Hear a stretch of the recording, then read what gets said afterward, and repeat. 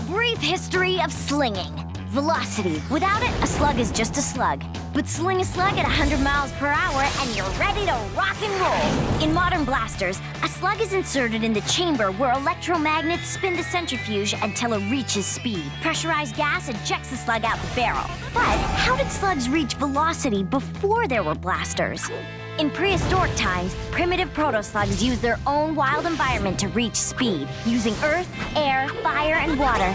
These industrious elemental slugs found ways to transform. The real breakthrough began when the first slingers partnered up with slugs. The initial attempts were inelegant, but effective. Working together, slug and slinger refined the process. Getting better, more elaborate, finally resulting in today's modern blasters. What does the future of slinging hold? I can't wait to find out. Slug Slinging 101. Okay, Cord, you're on. So it could take months, years even, to become an expert slug slinger. But if you find yourself in a fight tomorrow, here's the basics you need to know. Take your slug, slide it into the slug tube, load it into your blaster, and fire. What happens next? Well, that's the fun part, bros. There are, 1, 2, 27, 32, a whole bunch of different slugs.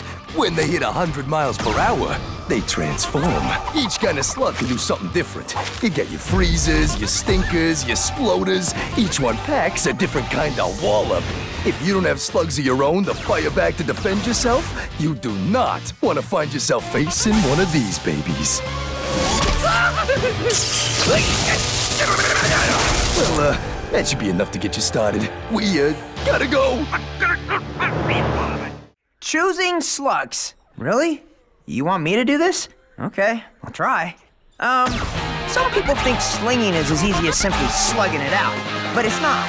It involves strategy. The best slug slingers will be thinking 3 steps ahead of their opponents, carefully choosing a combination of slugs for any given situation.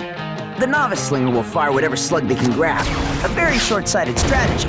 An experienced slinger uses a more in-depth approach. He's thinking 3 steps ahead of his opponent, and it makes a difference.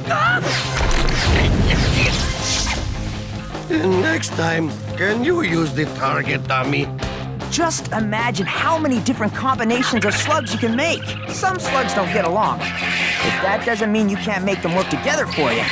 So be smart. Think strategically, and whoa! Make your opponents cower with fear. I'm coming for you, Bronzo!